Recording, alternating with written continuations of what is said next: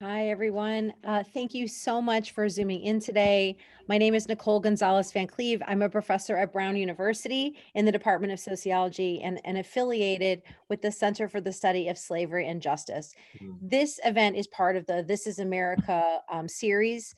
It's a series of conversations about racial slavery, its legacies, and anti-Black racism. And today we convene an amazing panel of activists and scholars and experts in the field for this panel entitled Afterlife, Commutation, Redemption, and Making an Impact After Incarceration.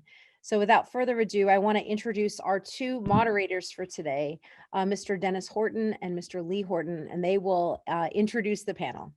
Thank you so much for attending. Okay, good evening, everyone, and welcome to the Brown University panel on rebuilding freedom, commutation, redemption, and making an impact after incarceration. So tonight, we are going to be talking with experts on commutation, commuted lifers, fight for freedom, finding redemption in the midst of the fight and their positive impact on society post-release. So, before we get started, we're going to try to keep this at, your answers or, to questions at a time sensitive nature. We want to give you time to respond, but just try to be mindful of, we only have an hour and a half to get through this program. So, it's a lot we want to unpack and get through. Okay. So let me just do the quick introductions and then we'll get at it. Okay. So we have Dr. Kathleen Brown, Associate Professor, University of Penn, have been volunteering since the 1990s in women's prisons, started working 6 years ago with Governor Wolf, Lieutenant Governor Stack, and now Lieutenant Governor Fetterman, helping to create a more viable commutation process to get more meritorious candidates to apply and be granted clemency. Naomi Blunt, served 37 years of a life sentence, was granted clemency July 5th, 2019, has been a commutation specialist for 2 years, works for Lieutenant Governor John Fetterman, who created these positions to help give a second chance to those commuted lifers. She's a mother, grandmother, great-grandmother, musician, singer, and songwriter. She also works for Shining Light Organization as a program consultant, working for Jeff Bone, helping to unlock the human potential of incarcerated ones all across America. Next, we have Charles Haas, served 43 years on a life sentence and was granted clemency February 11th, 2021.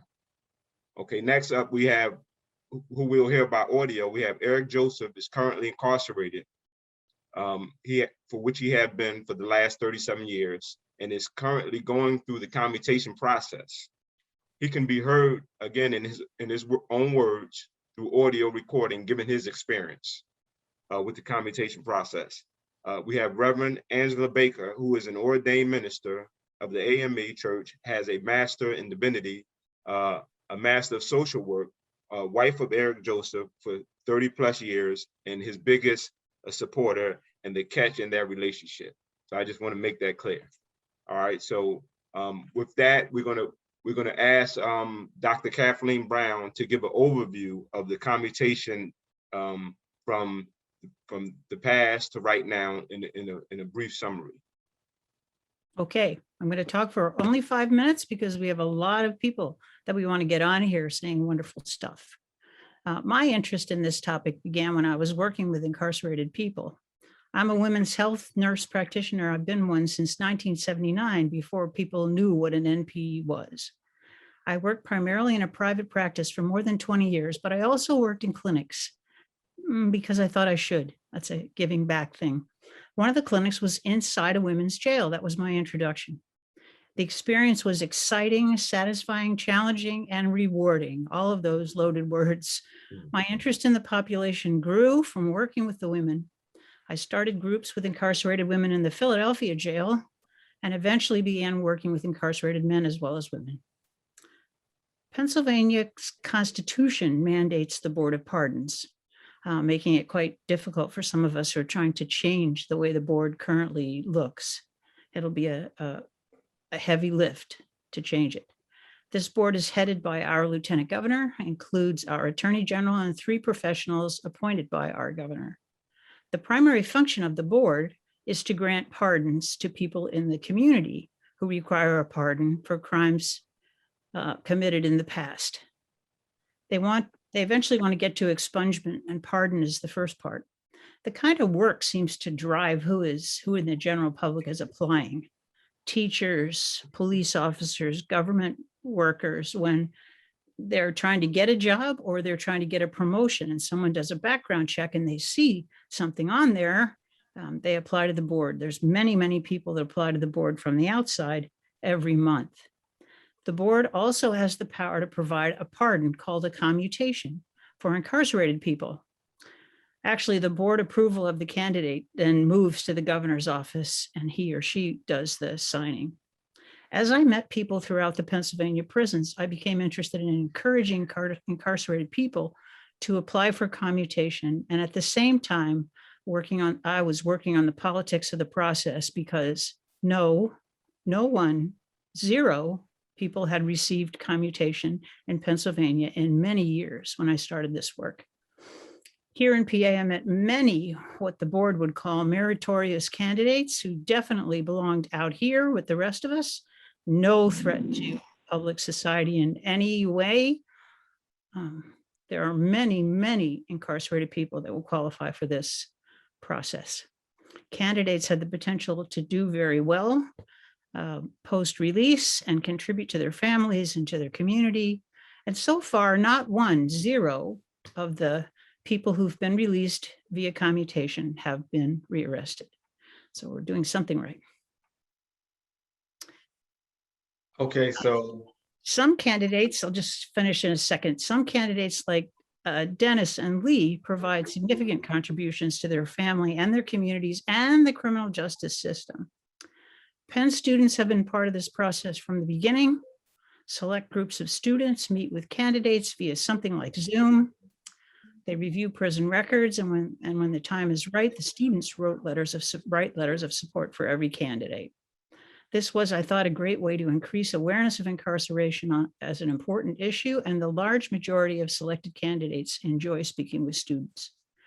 The board, as it was when I started working on commutation, needed updated information on many issues, including felony homicide, eyewitness identification, illicit drug use, domestic violence, family violence, homicides, and trust and distrust of police. So I used the students as an avenue to educate the board.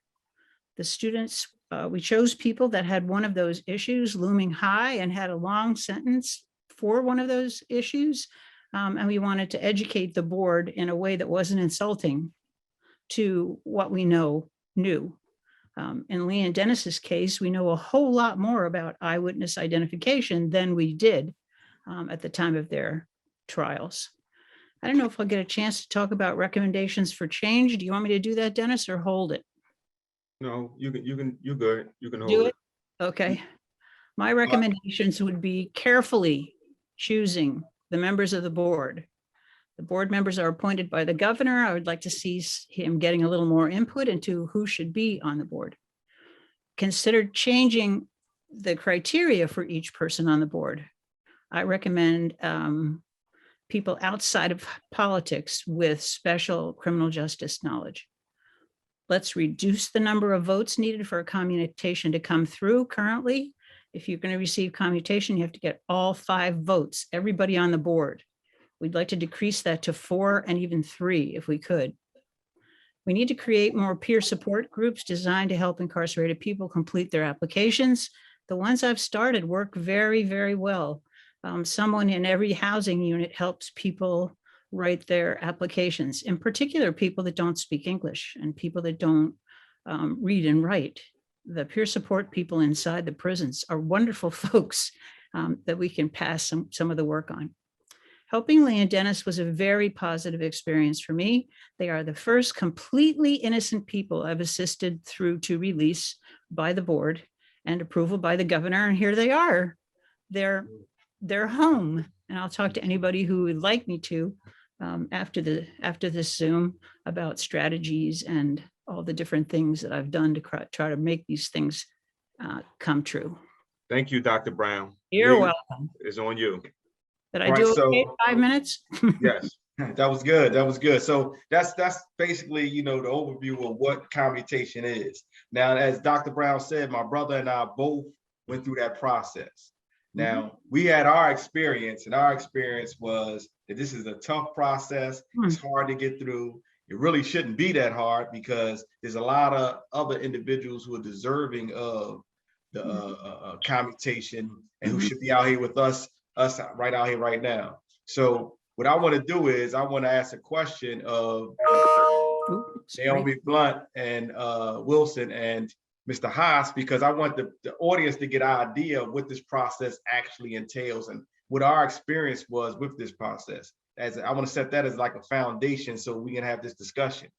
So I'm gonna start with Miss Blunt, my dear friend, you know, my mentor, and you know, one of my role models. You know, I look towards her as somebody, you know, she helped us a lot. I can't say how much, you know, we appreciate her. So I want to ask her this question first. I know she has a lot to say on this. What was your experience going through this process?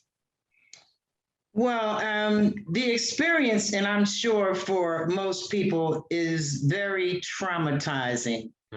Really traumatizing. You know, you're reliving a situation from decades ago, and the hurting part about it is that you must involve your family because you need their support. Now, see, it took me 5 times to go in front of the board.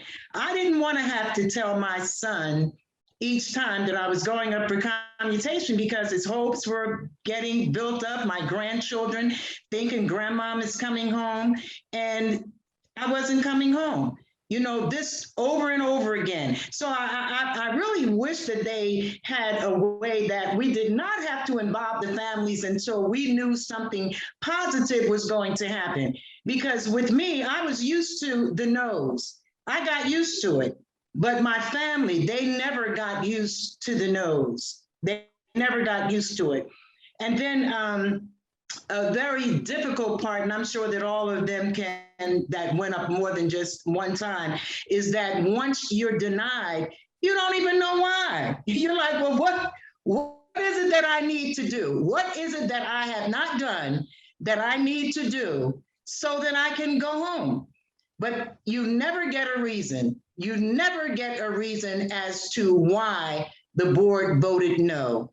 You never get a reason. So you don't know what to do. You do all the programs, you do everything that is asked of you and more, where there's nothing left for you to do, and you are still denied with no explanation. So that is very stressful. So basically, we're being murdered by the system because it really drains you. It really just literally traumatizes you, stresses you out. It does all the above. That's what it does, just going through the process. But then, you know, I'm going to not be long, but then, you know, you think of people like Dr. Brown, seriously, where she was like a light of hope to me. You know, and I get a little emotional even thinking about it because I'm telling you, had it not been for her, I wouldn't have even gone up for commutation because I was tired of the no's. And I knew that there was nothing, the butter, you know, was all drained from the duck. I was dry. I had nothing else to give, nothing else to give.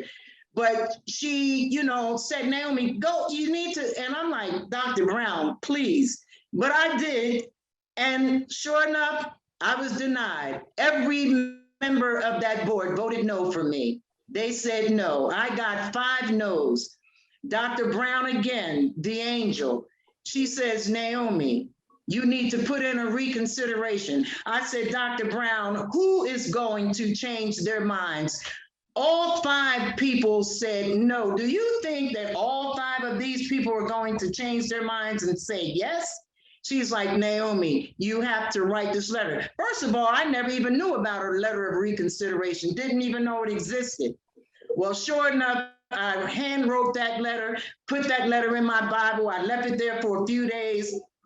And one day the Spirit just spoke to me seriously. It said, Naomi, mail that letter. Nothing to lose. And I mailed the letter. Maybe a couple of weeks later, I get something in the mail from Harrisburg. I'm afraid to open the letter because in my heart of hearts, I know it's another no. So I passed the letter to my roommate. I said, read the letter. And she read the letter. She's like, Naomi, oh, you read the, I said, what did they say? What did they, she said, no, you got to read this. And I read it and every no had turned to a yes. I could not believe that all of those people turned their no votes to yeses. So had it not been for Dr. Brown, I would have still been sitting in that cell in Muncie right now today. So I'm forever grateful for her. And I'm telling you, I will never, ever forget it. And so now I'm a commutation specialist. And I help others like myself that were, because I was in that situation and I will never forget, never. It is no way that I could ever be out here and forget where I came from. So I love my job because now I can, help those that are on the inside to possibly have that second chance like I was given. And the thing is, and you're right, I was traumatized going through their process. I know my brother was traumatized. We was traumatized in a cell together. And, it was you and Dr. Brown that helped us through the process. I met Mr. Haas when we went up a commutation the first time. And it was myself and my brother, Mr. Haas, and Francisco Mojica, and a few other guys, the Evans brothers. We all went up together. And like Naomi said, we all were denied that time, December the 19th, 2019. We were all denied.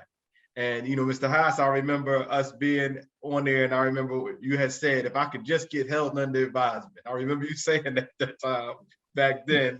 And, we all went away, empty-handed. So what was your experience going through this process? And tell them how long you've been in prison. You know what I'm saying? How long you've been in prison. I know that Naomi's been in prison 39 years? You're muted.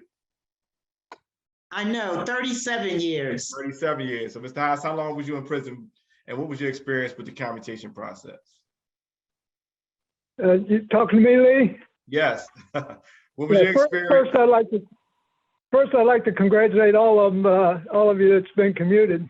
Naomi, I never had a chance to meet you. I wish maybe one day I will. Dr. Brown, I have met you. Last time I seen you was about 5 years ago, I guess, up at Dallas when you came up there doing a seminar. But anyway, I've been incarcerated since November of 1978. My experience with the commutation process, I knew it wasn't working. I was hesitant to even file. I wasn't even going to file. One of the only reasons I did file was I was hoping there was a push for parole eligibility for lifers. I thought, well, if that eligibility ever comes through, I want to have all my things in order. So I figured I would use the commutation process for nothing else but to get all my facts and papers and get everything in order in the event that parole eligibility was to come to lifers. And that was my reason for going in. So as Lee said, first time I went up there, I went in, I didn't get a single vote, not one single vote, all 5 no votes. So I went back, I waited for, I guess maybe 8 months, 9 months before something told me just file for a reconsideration. I thought it was too late to file for a reconsideration. But as Naomi said, I said, well, what do I have to lose? So I just simply filed it. And you have to have what changed in your circumstances. You can't just file for a reconsideration because you didn't like the results. Something had to have changed. So I took another program. I ended up getting a custody level 2, which was basically outside clearance. Those are the only 2 things that changed. So I submitted my reconsideration using that as a background. So a month or 2 went by and I got a letter. My counselor called me and said, they granted your reconsideration. I was surprised. I said, wow. So I went followed through with that. Now it came time, the COVID came in. I went to the hearing. Long story short, I'm in front of Fetterman, the whole board. And it seemed that the atmosphere seemed a little different this time. I know Fetterman had a lot to do with a lot of push on his part. But at the end of the the hearing, my interview, they decided to hold me under consideration. Again, well, this was the first time under consideration anyway. Well, that was a step forward. So I waited. I was under reconsideration for an entire year, from December 19th until December, I think it was December 14th of the following year, I was held under consideration. So it was the same day that I was tested for the COVID virus at Dallas.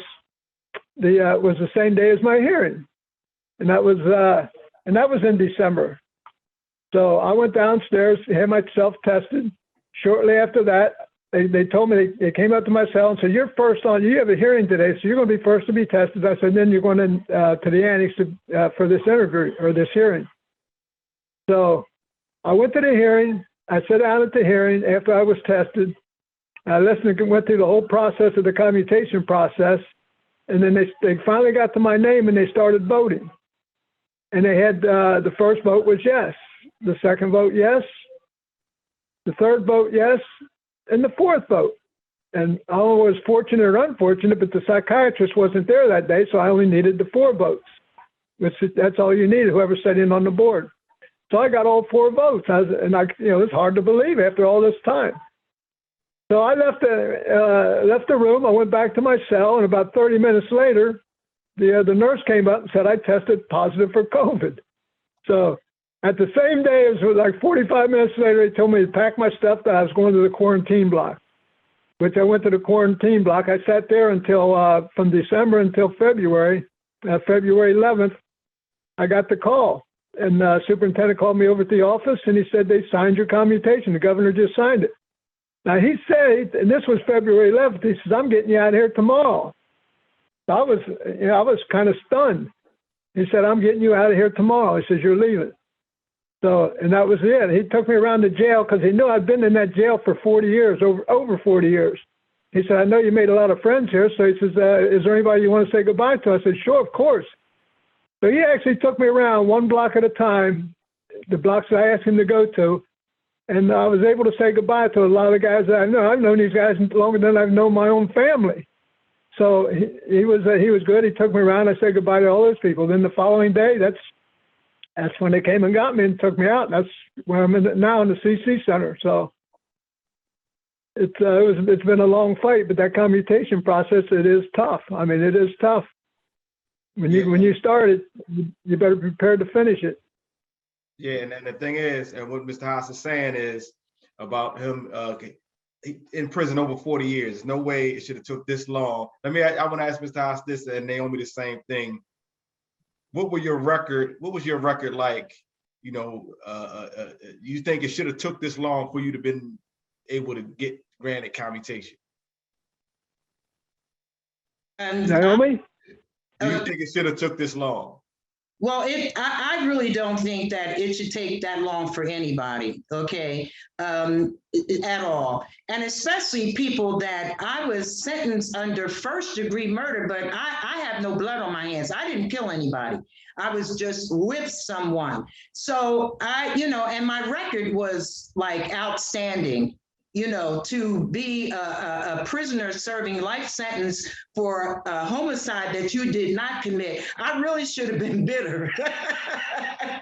You know what I mean? I really should have been like angry. You know what I mean? But I wasn't angry. You know what I mean? Because you can always take something negative and turn it into a positive. And that's what I did, because I needed to work on myself. You know what I mean? So I did, use that time for that. But I think that was entirely too long for, me to stay in prison, especially 3 years after I was even in prison. My weapons offenses were vacated. So they practically knew everything about me, that I had no blood on my hands. But yet this system, not wanting to admit their wrongs, of course, they kept me there. Yeah, so, and see, the thing is, one of the things I want to get at is like, you keep people in prison for so long for something like commutation. They've been aged out of crime. Whatever they were doing at the time they came in, that is no longer who that person was by the time they get to the commutation. And what Mr. Haas was saying about contracting COVID, during the time he's trying to get commutation, we gotta also, I would be remiss if I didn't say the name of Bruce Nars. Bruce Nars was someone who was granted commutation a lot of years, and then he died in prison with COVID, what I'm saying, right before he could be released. And we got to bring his name up every time we talk about commutation and commutation process, because it takes looking at this man should have been home with his family. Whatever he did to come to prison, he paid for that years ago. This process shouldn't be this long. But like Naomi said, we tend to not be bitter, make the best of it, work on ourselves, and come out the other end. But right now, what we want to hear from somebody who's going through the process now, what his experience is. So I think we want to hear from Mr. Eric Joseph, who's currently incarcerated, who's going through the process, and he's kind of along the same lines as us. So that's why we chose him to hear from someone who's going through the process now, who can, talk and speak to what his experience is. We think the audience should hear somebody who's actually going through the process. We've already achieved that impossible task. And that's what I call it. I always call it the impossible task. So we can hear from Mr. Joseph.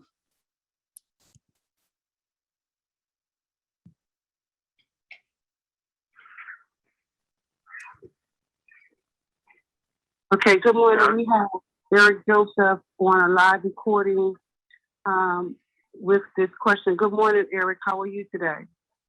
I'm good, and yourself? Good, good. Thank you for allowing us to record your message and ask you some questions. So the first question would be this: what has your experience been with the commentation process? Could you answer that in your own words in 2 or 3 minutes? Yes. This is a call from Pennsylvania State Correctional Institution, Chapter. This call is subject to recording and monitoring. You had to let y'all hear that.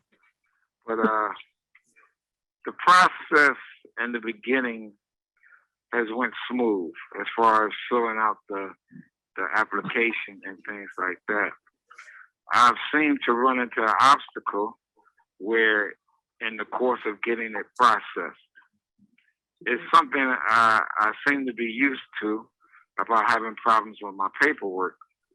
But for some reason, the commentation process has really been a little debilitating, where it has set me back to the thought that I'm just starting my conviction. And the process could be a lot easier, and it may have been for a lot of others. But for me, I filed my paperwork over 2.5 years ago. And according to the people that process my paperwork, I filed it in June of 2020. And to the point that they're saying that the applications aren't even applications that the pardons department gives out. So it has me feeling as though I never filed an application. And it's kind of sad, but like I say, I'm kind of used to it in dealing with paperwork throughout the justice system.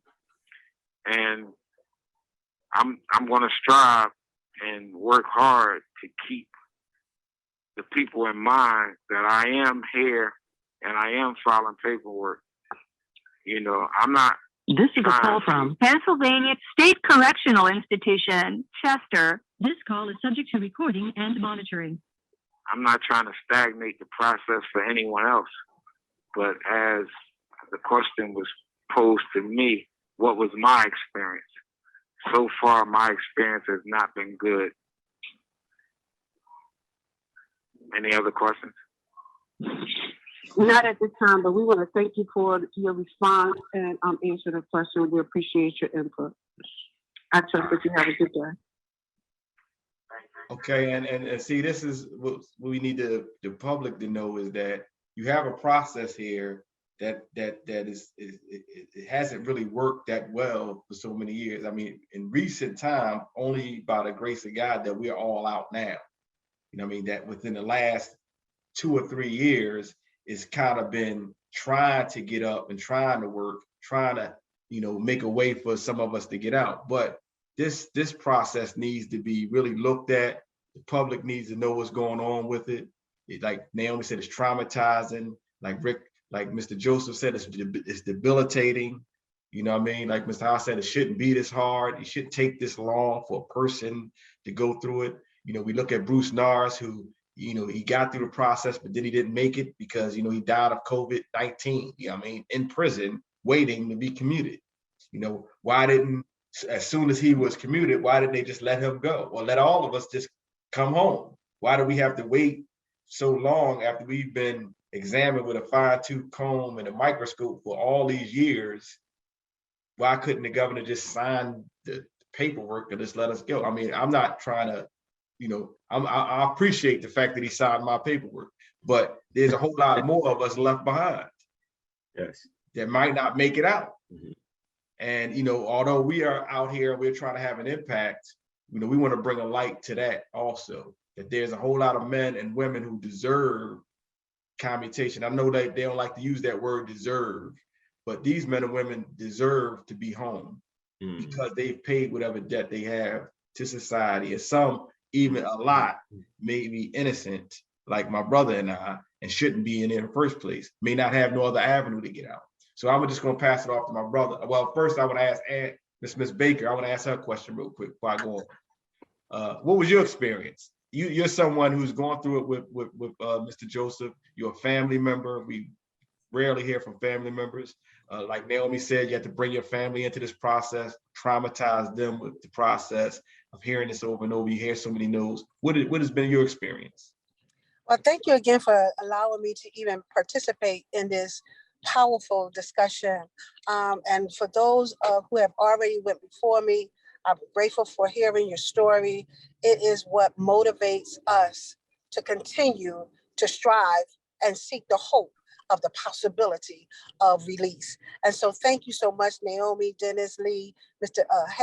Charles. Really appreciate what y'all have done and what y'all have been through. And as a family member, it has been, and it still is traumatizing.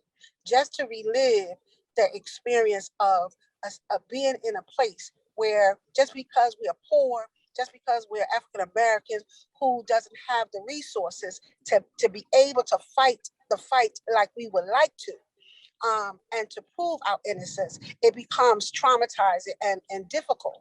However, nevertheless, we still fight. We're still standing. We're still here, and we're going to continue to do so. It has been draining. It has been exhausting. It has been something that, nevertheless, I have to continue to do. Because why? Without hope, nothing is impossible to continue living without having some kind of hope. And so every time I speak to Mr. Joseph, I have to always motivate him. I have to always make sure his mental is in a place where he is stable to be able to say, you know what, just one more day. And that's where I have my job to keep him going is strenuous. However, but I'm built for it. And this is what I have been called to do, to make sure that he knows that you are not alone and that you too will come home and you too will be able to speak your truth to power and be able to say, you know what, don't ever give up.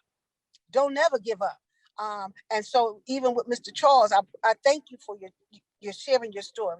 You know, you got forward.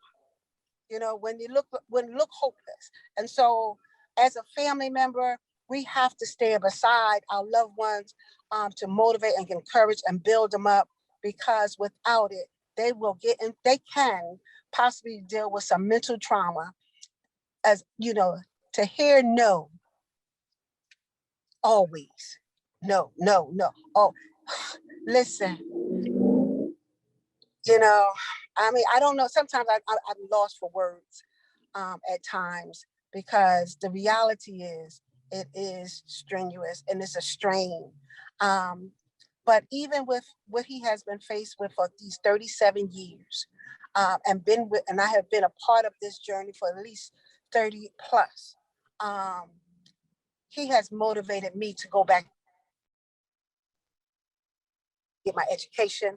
He has motivated me to listen, with your skills is going to build me up. And so it was a lot that goes into these years. We didn't waste nothing.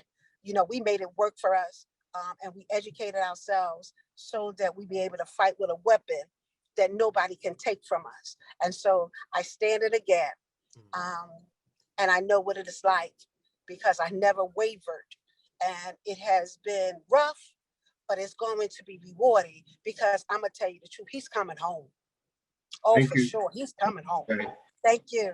Yeah, and the thing is, that's important that like Angela was saying that, about family members sticking with you. For my brother and I, the main person in our life was my mom. Like my family was there, but my mother was the main driver. She did everything for us. She made the phone calls. She did the leg work. She went to the courthouse. She went wherever we needed her to go. She was there, and throughout all the no's that we received, and me and my brother, we received between the court and the commutation, we received probably 50, 60, 70, 100 no's, before we got a yes. But my mom, she passed away maybe in March, a few months after we was denied that time in commutation. So she never got a chance to see us actually come home. And that is, for us, it's a bittersweet thing because, that's the main person we wanted to see us come home. And, she gave us the strength for us to go on. So I just wanted, the people to hear, that family members, this is, when we go to prison, it's just not us in prison, it's our whole family in prison. And when we go through this, it's our whole family going through this, and sometimes a whole community going through this, our extended family. And so with that, I'm going to turn it over to my brother, and he'll ask the next question. So thank you, Lee. And let me just say this, Lee and I, we know Eric Joseph personally. We walked with him. He's a very close brother of ours. And we've alleged our innocence. He's alleged his innocence. And the thing about it is, we're not unique individuals in this. You know what I mean? Like Naomi Blunt said, I wasn't the principal person in the case. So why am I in jail, darn near 40 years? I mean, what is wrong with the system that can put somebody in prison for 40 years and they didn't kill anybody? It wasn't their aim to kill anybody. This needs to be corrected. And again, thank goodness for commutation for Lee and I, because had it not been for commutation, we've been through the courts. Like Lee said, we've been denied, we've been denied so many times, we were starting to think our last name was denied. And that's real, because, we were fighting, from day one, we were fighting, and we never stopped fighting, until we met Dr. Brown, you know what I mean? We were fighting. We were on autopilot.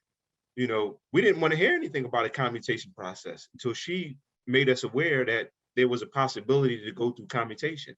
Because like she gave a little overview, a little history of it. I remember once upon a time when Rendell was governor, he said, don't even come talk to me if you don't got 35 years and I don't even want to hear anything from you. This is the kind of system that we were operating in, until, John Fetterman became, Governor Wolf became the governor, and John Fetterman became the lieutenant governor, and he sat on the board. Then things begin to change, things begin to move. Most of us here, Lee, myself, Mr. Haas, Naomi, you know what I mean? We are all products, you know what I mean, of the fight that John Fetterman has been waging on that board, along with others, to get us through, with assistance from people like Dr. Brown, and we haven't really said much about Naomi. Naomi has been like she's been something special for us, because we were leaning on her when we were on the inside. It's like a big family thing, because at the end of the day, you need all support you can get. And is it traumatizing? Oh my goodness, that's an understatement. You know, I was feeling traumatized, you know, when we got denied in 2019. You know, my mother was sick. There was a whole lot of things going on. And, you know, I remember, I don't even know how I got back to you know, because we had to go to camp. We were transported to Camp Hill. I don't even know how I got back to the jail. I don't know what time I got back to the jail. This is how traumatized I was from the process. You know what I mean? They've since made it a little better after that experience, which, you know, which is a good thing. And you know, kudos to you know, to Secretary Wetzel. You know, but okay, enough about me, because I can go on and on forever. So let me just get back, and I want to ask this question, and I can, you know, direct it to Dr. Brown and you know, maybe Naomi and Mr. Haas. They can answer it as well if they want to take a shot at it. You know, the process, the way the process is now, Dr. Brown, I mean, should it be, you know, one size fits all? Because that's the way it seems like. It's like a rigid structure. You got to go through it. You know what I mean? And it seems like it's one size fits all. One size fits all. Should that be the way, you know what I mean, the commutation process should be working? No. The short answer is no. It shouldn't take as long as it does. And the thing that bothers me the most is that all of you could write. You can write. You wrote your own applications with just some encouragement on what the board is looking for. But I always worry about all the people who can't handle the emotional trauma this process involves, and they can't write well.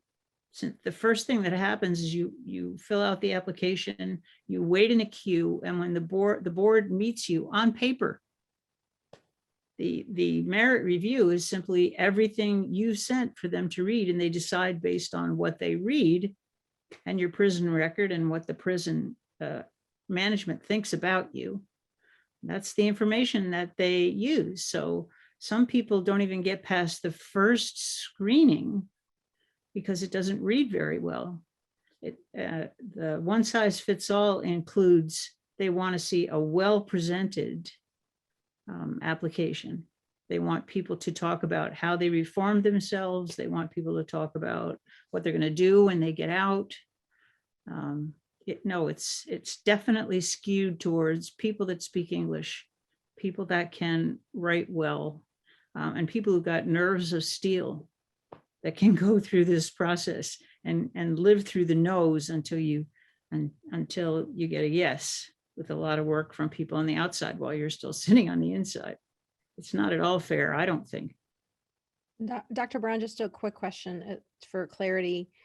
If you maintain your innocence, isn't it awfully hard to then say, well, I'm going to, you know, perform that I've reformed myself, but you went in and you were innocent? I mean, what does an innocent person do? I've asked my students about this many times. I say, what is your reputation worth to you? What is truth worth to you? And sometimes the system is less about truth and more about blame. And so Yes. I'd love to hear from Lee and Dennis and maybe the group. How does it feel to admit something that you don't really feel you needed to reform? Right. Well, I mean, You can answer it. now I was gonna say, you know, that's a good question, but you know, the way I went into it, you know, I stayed with what I said from day one, that I didn't commit this crime, and that's what I meant, and there's no way I was gonna ever change that. And so, but over the course of my life, I have done things to try to make my life better. When I came to prison, it's like someone going to college. You know, people, they leave their home, they leave their parents, they go to college. You know what I mean? Well, we found ourselves in prison. So we could either sit there and do nothing with ourselves, or we could try to, you know, educate ourselves a little bit more, build ourselves up a little bit more, try to take advantage of what they offered so that instead of the time doing us, we can do the time. So from that standpoint, we had a handful of things that we could go to the board with. You know what I mean? It wasn't necessarily so much as I reformed myself, but here, this is what I've done with my life. You know what I'm saying? As a presentation to it. But it's like what Dr. Brown said. There's a lot of men who are not, you know, capable of doing this, based on what their education level was coming in, you know, maybe what they, you know, what the institution offers, what the DOC offers that they can't really take advantage of. And then when they get to be, once you get a certain age, it's hard to go back to school. It's hard to take advantage of things that you don't even understand what's going on. You know, you can't really take advantage of the educational courses if your reading level is a third grade reading level, and the institution is not offering you adequate, you know, educational opportunities to be able to raise that reading level. Now you're 65 years old in prison, been a great individual in prison, but how can you present that to the board? There's nobody there. We've helped individuals write their applications. You know, we've helped individuals put their applications in, but we can't be with them when they go before the board. We can't, you know, they have the last say in the application. So, but, you know, but you have to, it's a strategy, you know what I'm saying? You have to, you know, when you come in and we was fortunate, we both had high school diplomas when we went to prison. So we had a level of education, enough for us to be able to take advantage of the rest. But it wasn't necessarily us reforming ourselves. You know, we had the opportunity during the commutation process just to say, you know, we could have just went in there and lied. I mean, it seems like that was what people wanted, but we couldn't do it. We just couldn't bring ourselves to say that we committed a crime we didn't commit. And I honored that. They were Right, so, just completely honest because that's the way they are. They weren't going to lie. So but that application reads very differently from other people's applications. But I thought we had a chance to get them through this process that isn't designed for innocent people, because they've gone, Lee and Dennis had gone through every other possibility.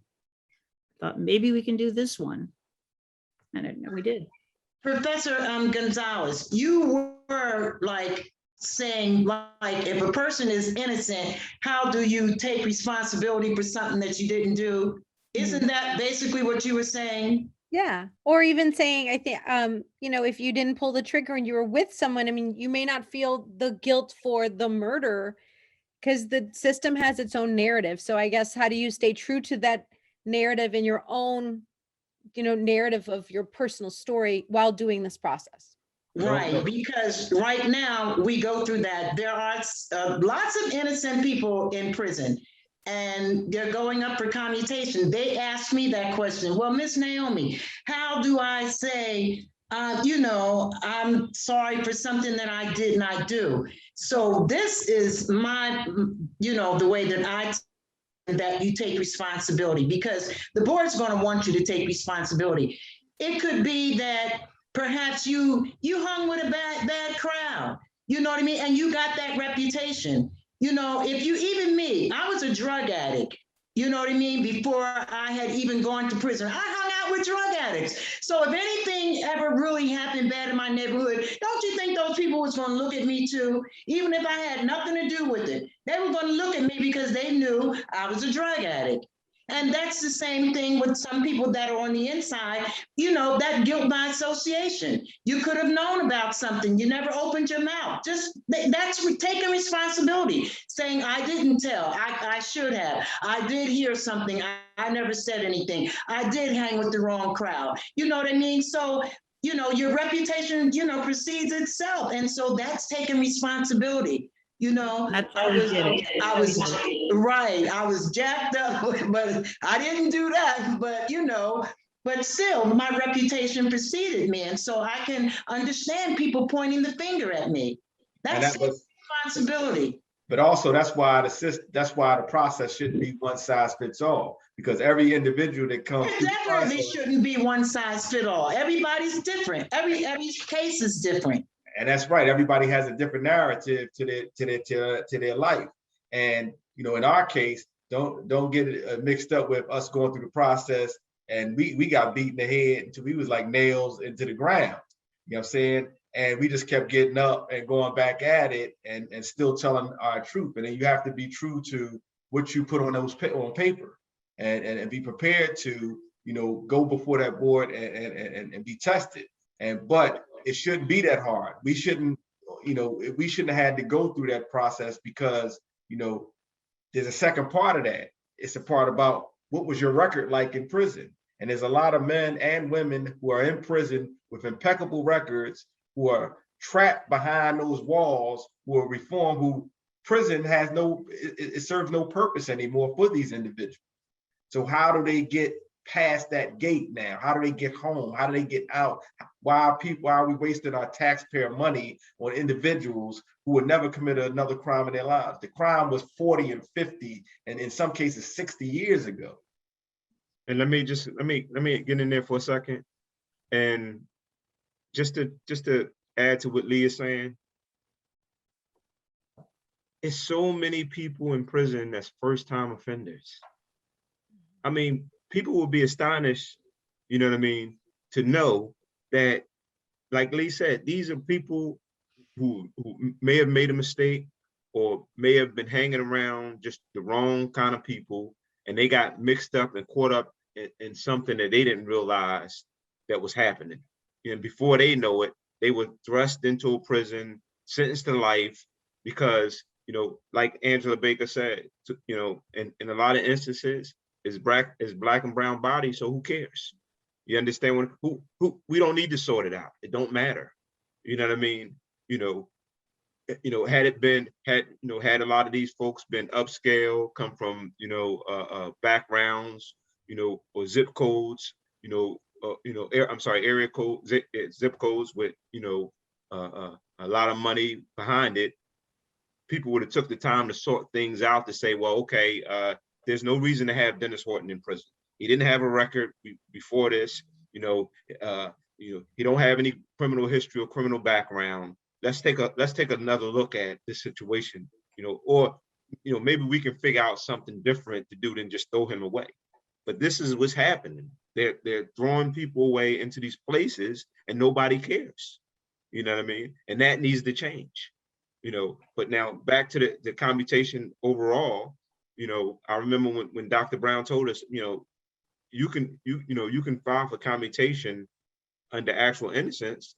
You know, we never thought that was even an avenue, you know, because when you look at the process, it's like really one shoe fits all for everybody, one size fits all for everybody, and they expect you to come before them, you know, like Naomi said, you know, say, well, I did this A, B, and C, and I'm remorseful. You know what I mean? You know, we had the whole rehabilitated aspect of it because, you know, we've done so much on the inside, not because, you know, we were told to do this or told to do that, because that's just who we were. You know, like Lee said, we took advantage of every opportunity, you know, to make ourselves better, where we felt like, you know, we were struggling or you know, we can improve upon things. And you know, and so we did that, and we did those things. So our record and none of that wasn't even a problem. That wasn't even an issue. You know, and this is what they said to us. That's not even an issue. They really, honestly, they never really even asked us any questions concerning our record and, you know, honestly, the type of individuals we were, because you know, they had our whole history for over the last 28 years. And they had a kind of like a conclusion who they thought we were. It was more so, why is these guys coming to us saying they're innocent? And that was the sticking point, and that was the fight. You know what I mean? And at the end of the day, you know, we were fortunate and blessed because, like Dr. Brown said, this is not normally the process. And we managed to get through this process, although it was a grueling process, you know, and we were traumatized 100 times over at, you know, through the questioning and you know what I mean? But we made it through. And we're fortunate and we're out here. And that's how, I guess that's how you get through it. And the thing is, we told, like Lee said, we told our story. We never changed. We never changed from the day we came in till up until the day we saw, you know, the border pardons twice over. And the narrative never changed, even though they grilled us and they did everything, threw everything against us, you know what I mean? Pretty much told us, hey, you can walk out today if you just tell us you did it. But we didn't. We were willing to die in prison because, you know, we were going to be truthful. We were going to be honest. Well, we were not going to tell them what they wanted to hear. Well, I'm gonna veer away from that dying in prison thing. I was still gonna be fighting. Now you're gonna go ahead on your own with that one. But anyway, I love you, but I wasn't going with you on that one. Okay, it's back on you. No, but he's right that, you know, it was a fight. And see, my concern is about the individuals like Dr. Brown talked about who cannot fit into that, they cannot fit into that one size fits all. It's just not going to happen for them. And I don't want to see those men who should be home die in prison, you know. But you know, and so the thing is, you know, I had a quote I wanted to read, but I'm not going to read that quote. I think we probably covered that, and it was all about trusting the process. Well, I don't know if the public knows the process enough to be able to trust it. So what I want to ask is, I want to look at, does that process adequately address the mercy and compassion aspect of, you know, what it takes to get commutation? Like, the process is supposed to be about showing the individuals in prison some mercy for the things they may have accomplished over years or done. Like my brother said, with me and him, our record wasn't even a problem. So, you know, it wasn't even about us gaining some sort of mercy. We've been in jail 28 years. This is what we've accomplished. Neither one of us has ever had a write-up. That's like the, you know, when I came back, I remember when I came back from the commutation and it was finally granted, somebody said, y'all don't like the John Wick of commutation, you know what I mean? Because y'all achieved the impossible task, you know what I mean? Because it was like impossible. Nobody thought that we could actually get commutation. But when you look at our records, man was saying to us, if you can't get it, how in the hell am I going to get it? Looking at our records. And when I say our records, we never got a misconduct. We was, you know, each one of us had, you know, over 100 certificates that we, you know, garnered while we was in, yes, certifications in different areas. We were, you know, sponsoring and co-founders of programs that the institution was using. We had a day responsibility. We wrote plays and had hundreds of people come and see plays and things like that. And we've all met the governors and all this, all the politicians and all this stuff. And people were calling us, asking us what programs to put in place, how these programs should run. And then we go to the board part and they say, well, we don't think you should be able to get out. Like, our impact within the institutions was a great impact. So say we committed this crime, say we're guilty. After doing all these things and the impact we've had in just doing things within the institution, making every other man's lives better, you would think that the mercy and compassion component of it would have meant that I'd be granted commutation, that I shouldn't have to go through all the other stuff. So my question is and I would say, Mr. Haas, do you think mercy and compassion was a part adequately addressed in getting commutation? Was compassion and mercy a part of my getting? No, I don't believe so. Not really. Not from this board. Maybe from Fetterman, but certainly not from Shapiro and that. But before I answer that question, I'd like to reiterate something that Naomi said about an individual filing for commutation, and if they really didn't kill anybody or whatever, how do they accept responsibility? Well, you know, it was my experience that, you know, you don't accept responsibility for what you didn't do. You only expect to, you know, accept responsibility for what you did do. And in my case, it was, you know, I had to ask myself 3 questions. Because I didn't plead factual innocence or anything on my commutation. Was I there when the man was killed? Yes. Is there anything I could have done to possibly prevented his death? The answer was yes. Did I help cover up the killing? And the answer was yes. So after answering all 3 of those questions, you know, I felt just as guilty as the party who did kill it. I just felt that way throughout that time. But Shapiro's one, you know, he was only interested in one question. If you didn't kill anybody, then what do you accept the responsibility for? And he wasn't the only one. The next time I went in front of the board, it was a psychiatrist asked the exact same question. They weren't interested in compassion, mercy. They was only there, it seemed like, to relitigate the case. And that seemed to be the only questions and focus that they wanted to address. And I heard that thanks to Lieutenant Governor Fetterman, I heard that he intervened and after one of those hearings with Chappelle and was basically telling him that this isn't what this board is about. The board is about mercy and compassion, not about relitigating somebody's case. And but no, the answer for me is simply no. As far as compassion and mercy go, that board needs a whole new direction. Okay, so All right. So with that, I'm gonna send it over to my brother. all right, so for every crime, there's a victim. So how do we honor and respect the victims in the process, Dr. Brown? And then Angela Baker, please. Okay, I'll answer it succinctly. I mean, I'll try anyway. Give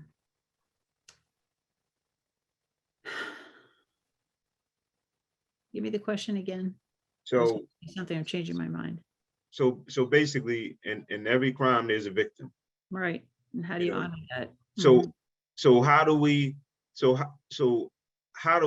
we honor the victims in the whole entire process of what's happening through this commutation?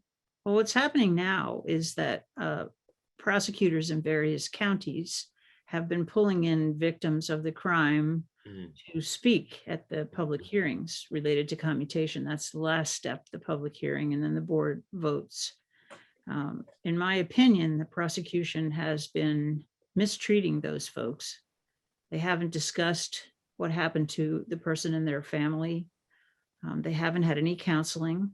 So I think part of the answer is that here in Pennsylvania, we need to develop a much better system when crimes happen of supporting the surviving victims. And we're not doing that. You can see that after 30 or 40 years, there are people still incredibly upset about a homicide that happened years and years and years ago. Okay, it's someone in your family. I get there's going to be some degree of upset, but they are tortured and believing that the only thing getting them through is holding the person who committed the crime in prison. We need a much better way to begin addressing how we help the victims when the crime happens. And then hopefully 20, 30 years later, I see them healed to some degree from the trauma, not still hurting and crying and kind of bleeding all over the floor. They're so crushed by what happened to them. So I don't know if you, as the person seeking commutation, has to take any piece of this. You can say you're sorry about the victim and the victim's family, but I don't see how you, as commuted people, owe anything to victims. But we, the people who are trying to change this, need to have a system that runs right alongside what we do with folks who commit the crime. What do we do with to support the people who are affected by it? It's clear to me in Pennsylvania, we're not doing anything, and you must be done. Angela? And yes, I would agree with Dr. Brown as well. I would take it just a little further to validate everyone who has been affected by anything, because both sides are experiencing the hurt, the pain of what has happened or occurred.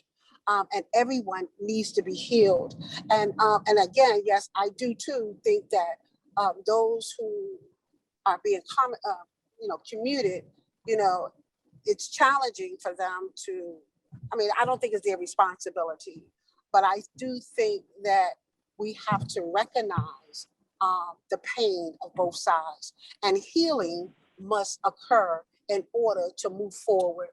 And when we was talking about mercy, that's even in this line, for the victim to have mercy upon, in order to be, what I'm trying to say is forgiveness goes such a long way to healing of a pain. Because forgiveness is not only for the person, but it's mainly for yourself to be able to move on in life. Because if you can have to hold on to that kind of grief, it will mess you up as a person itself, and so healing must be done on both sides of the fence. Yes, ownership must be given, but also grief is something else. and grief has to be dealt with. And so everyone be grieving the loss of, a loved one that maybe, that has been, who have died, as well as a loved one who has a life sentence. So both sides are affected by what has happened. And so forgiveness and mercy is, they two bad boys. And so, those things must be in place for us to move forward. And so thank you. So let me, Well said, very well said. So let me ask, so I want to ask this. First, I want to say this. As a follow-up question, should secondary victims, because in most cases that's dealing with commutation, the victim is no longer with us, but the secondary victims are, which is the family members, the husbands, the wives, or those family members, are still around. And should those secondary victims, should they be the deciding factor of whether or not somebody get commutated? And let me tell you why I asked this question, because I've witnessed firsthand individuals get denied. Countless people get denied because secondary victims show up, and the board has no appetite now to vote yay for these individuals to be granted, to be recommended to the governor's desk. Now, personally, I don't. This is where, again, with mercy, that second chance coming at. I already know if I lost somebody or if something happened to someone that I love, I'm not in no position to make that decision, because don't look to me, because I'm probably never going to make that outcome, that decision that you want me to make. You know what I mean? I'm never going to be there to say, yeah, I support this person and I want, honestly, maybe not. So don't look towards me. But this is where we entrust the board, we entrust the people to make those decisions for us. If somebody's rehabilitated, if somebody's no longer the person they were, mercy and a second chance, this is where those things come in at. But should a secondary victim be the deciding factor on whether or not somebody gets granted commutation, Dr. Brown or Angela Baker? I'll just say no, pass it on to other people. No, absolutely not. Right. I agree with Dr. Brown. I would say no, they should not, that they should be heard. Their feelings and their experience is valid. They should be heard. However, the decision should not be theirs, because the decision should be based on a person's current situation. What they have done with their lives, not from when the incident occurred, but from where they are, because they have grown over 30 years. They have changed their life over 30 years. They are a whole nother person after 30 years. They are not who they were when they were 18, when they were 19, when they were 15, when they were 21. They are 50 and 60-year-old, 70-year-old people. They are not, you can't. And I digress.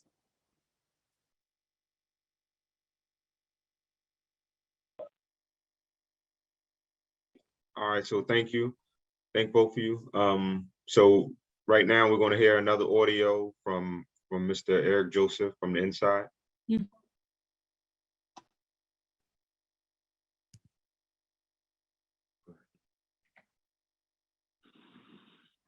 Good evening. I am here with Mr. Eric Joseph, who is currently at SBI Chester. How are you today, Eric? I'm fine, and yourself? Thank you. I'm great, thank you. Listen, I want to thank you for participating in this panel, and I have just one question for you. Why should the Board of Pardons grant you commutation in 2 to 3 minutes, if you could answer that question? Thank you, Andrew. It's a valid question. First and foremost, they should grant me commutation because I'm locked up for a crime I didn't commit. The person who committed the crime is walking around free and has been for the last 2.5 years. Second of all, I should be granted commutation because I can't prove my innocence due to the policies that are in place, such as the state PCRA and the federal ADEPA, the Anti-Terrorism and Effective Death Penalty Act. Now, according to the pardons board that guilt or innocence isn't an issue, but we know it is. So under perfect circumstances, I should be granted commutation because I'm a different person than I was 37 years ago. At the age I'm presently am, I'm wiser, and I recognize the bad decisions I once made. I believe I'm rehabilitated and ready to re-enter society as a contributing citizen. Once I realized I had a learning disability, I chose to get help. I chose to tackle my problems, and I've sought education throughout my incarceration. I completed several college courses. I've mentored young men who didn't see the end to the injustice that they lived in their life. And they're now full-grown men, family men, taking care of their responsibilities. I haven't been blessed with children, but I would think I've raised a lot over the years. And I've attended and participated in every victim awareness and day of responsibilities affair that they had here at SCI Chester. I know a life has been taken and someone must pay for it. But is it fair that I sit in jail and the man who confessed and said they killed the person is home? This is a call from Pennsylvania State Correctional Institution, Chester. This call is subject to recording and monitoring. Thank you for sharing your story and responding to our questions. Now I'm going to turn it back over to the hands of our panelists. Thank you again, Mr. Joseph. You, Lee.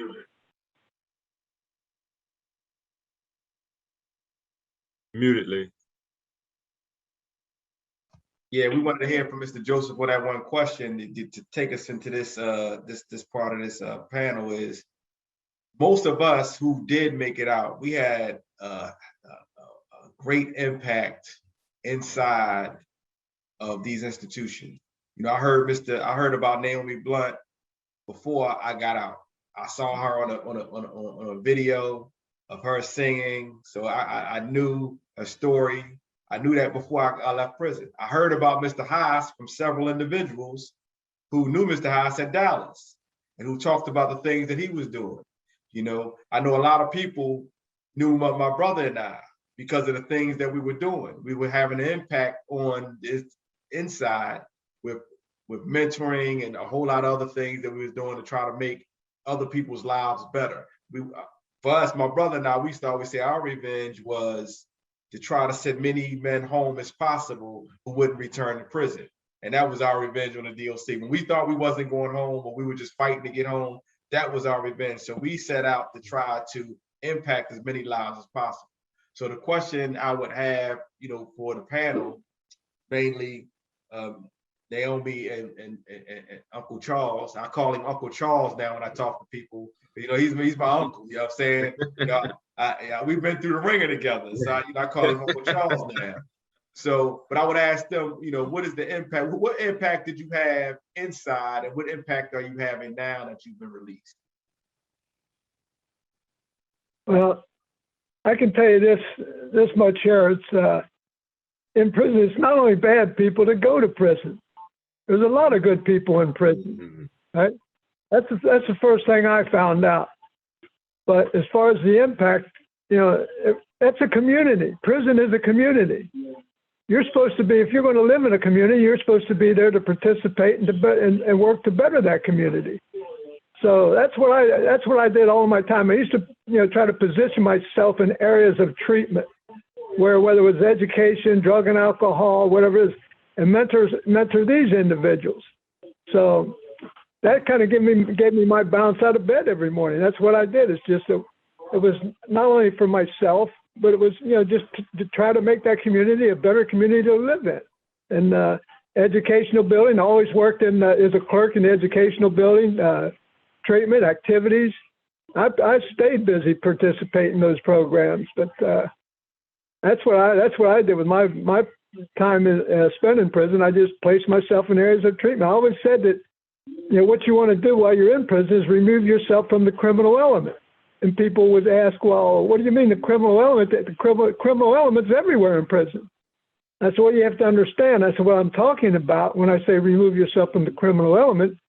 There's church, there's spiritual advisors there you can go to. There's the academics, educational, vocational. These are the areas that you want to place yourself in to remove yourself from the criminal element. That's what you want to participate in. You don't want to run out to the softball field and see your batting average improve every day, or your basketball statistics. And a lot of guys do that.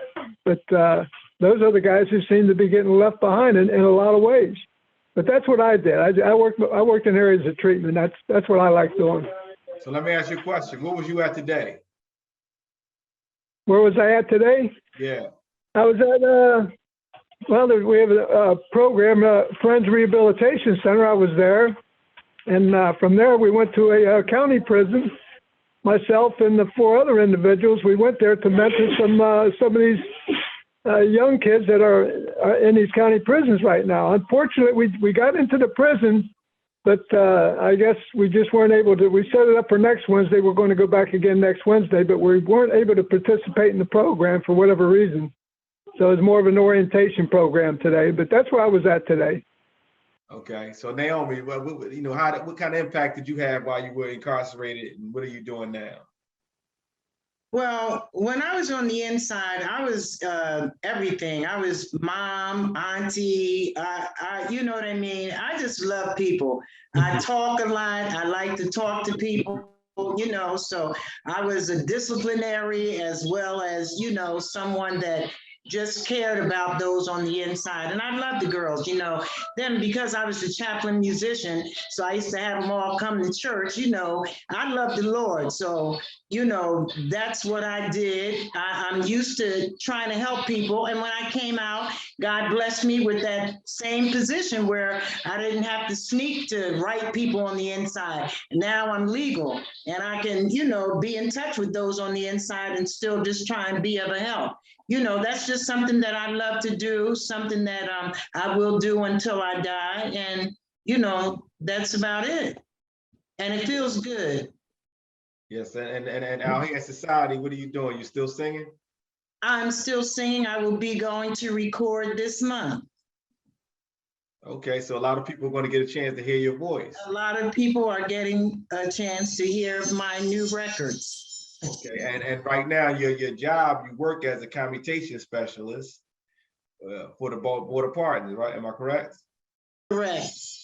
Yeah, so, and I'm just bringing that up just to show that, these are the people that came out. If you think about it, the Secretary of the Border Pardons was once incarcerated, Brandon Flood. He was once incarcerated. He was actually at Chester where we were at, and he came out here and he rose to that position. My brother and I would ask my brother, I'm gonna ask him the same question, like, what was your impact while you were in prison and what are you doing now? Okay, so, in order for me to answer that question, I have to first answer the question of what was the impact on me? Because I want folks who are watching this or listening to know that, there's nothing that's so unique about us that other people on the inside, that are not the same. People, when we first got to prison, it was a lot of people like Naomi, like Mr. Haas, who took us under their wing, who mentored us, who helped keep us on the straight and narrow, because you can get lost in prison. And not lost because of things that you're just aiming to do. It's just because it's a world that, you know what I mean, you've never been in before, it's a whole lot of things coming at you, you know what I mean? But not for people like Naomi and Mr. Haas that was guiding us. We managed to stay on track until we can build up a tolerance to deal with prison life. And you know what I mean? Sort of find our legs up under us. You know what I mean? And people helped us along. So, that kind of, begin to carouse us into being, agents of giving back once we, You know what I mean? Like Lee said, we came to prison, we were fortunate. We had at least a basic education, you know, albeit a Philadelphia education, which wasn't all that great, you know what I mean? But we had something to build on. You know, it's one thing to have a third grade education or no education at all. It's another thing, you know, to have, you know, a basic high school, you know, diploma coming out of Philadelphia, which probably amounted to maybe like a, you know, a 10th grade, 11th grade education. So we decided to build on it. And when we built on it, you know what I mean? Instead of keeping it to ourselves, we chose to give it back to the community. I mean, we've seen a lot of people and became friends, became like family. You know what I mean? So we utilized, you know, those skills we had to help them, you know, and helping them was like helping ourselves. You know what I mean? And so we, like Lee said, we, you know, we taught, we, you know, we were involved in numerous programs. We taught programs. You know what I mean? One of the things that we loved was the Inside Out. We couldn't attend the university, but, you know, attending the Inside Out program was like attending the university to us. So we were involved in every last one we can get our hands on, or that we were allowed to be involved in. I remember one time we did so many programs, and this is at the maximum security prison, like a SCI minorhood, and this should never happen. You know, we was involved in so many vocational programs. They told us, no, you can't take no more. Don't apply. You can't take no more. I mean, who does that? You know, but so, you know, we did that. We gave back, and, you know, we were fortunate when we got out. You know what I mean? You know, they didn't want us to leave because we was teaching so many programs. But when them folks said they signed our clemency papers, we were gone. We wouldn't stand. You know what I mean? They were trying to hold on to us. They had our arms while we were going out the door. You know what I mean? Trying to pull us back. Like, oh, who's going to teach this? Who? You know, and there's a lot of good people that was able to take over, like Mr. Joseph and others. You know what I mean? That can step right into, you know, our shoe sizes and fill those roles. And when we came out into society, you know what I mean? You know, a lot of opportunities were opening up for us because of the, you know, the things that we've done on the inside, because of the way we educated ourselves. So with that, you know, I know we're running out of time now. Yeah, I'm sorry to be so long-winded. Before we run out of time, I want to thank all the panelists for coming on, for, you know, opening themselves up. You know what I mean? I want to thank Professor Van Cleve for inviting us. You know what I mean? I want to thank, you know, the people that we don't see who are out there, who are on, for coming and listening. I hope this was enlightening. I hope you got something out of it. I hope you kind of understand a little bit about the process and see that there's something that has to be done so that there's a way for others who are deserving of the freedom that we're experiencing now to be out here in society. And that these individuals who have an impact inside will come home and have an impact out here in society. Like my brother and I, we're going to be involved with a lot of anti-violence stuff coming up, and hopefully we can impact the violence in the city. And I believe there's other men who can come out and do the same thing. And I believe there's other women who can come out and have that same impact. And let me just say this, Lee. I would like to say my last words. I would say this one thing. If the people who mentored us, I want to say it again. If the people who mentored us and we are good enough to be out here, why ain't they good enough to be out here? That's well said. Beautiful. You know, so I have to say that I just feel so honored to be able to hear all these stories. One of the things I did not mention at the upfront, and I usually say, is one of the reasons we wanted to host this event was to preserve the history of the work that you all have done on the inside and on the outside, all this advocacy. We want to understand and preserve your story. And so we've been working with CSREA, which is this Center for Race and Ethnicity. We want to preserve these stories as part of the archive, to say that, you know, we understand what the system looks like. We understand the testimony that you all gave here. And I feel like that's really a special, you know, a special part of this, that this isn't just a one-time event. It's something that we want to preserve at Brown University for generations to come. So I want to thank you all. It has truly been an honor to get to know you all here and to hear these stories. And please stay in touch. From the Center for the Study of Slavery and Justice, we thank you all for coming, and we thank all the panelists. Have a wonderful night. Thank you. Thank you, everybody. Our moderators. Thank you. We had a great time. Yes, we sure did. Thank you. Have a wonderful night.